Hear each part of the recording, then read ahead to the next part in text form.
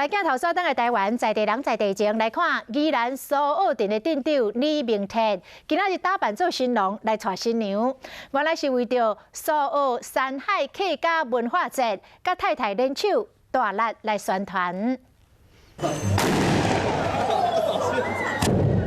吊炮的炮仔声，连大人拢惊一条。早期客家庄用来惊野兽，今仔日呈现就是要为苏澳山海客家文化节来开场。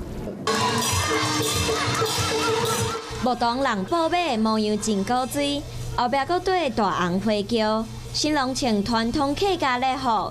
详细一看，原来是苏澳镇长李明泰，伊和夫人遵照古礼，用客家报马德轿来迎亲。问个人嘛，现场来做过节一定要食的客家菜包。咱澳有山有海，早期有真侪客家人。即摆透过苏澳山海客家文化节，互乡亲体验古早味。咱的客家族群其实每一个山区、每一个所在，拢会当看到客家人这种客勤、客劳、非常勤劳在开垦的那个情景。活动的第21号开始，民众会使来体验客家美食和文物 DIY， 共同来了解和传承珍贵的客家文化。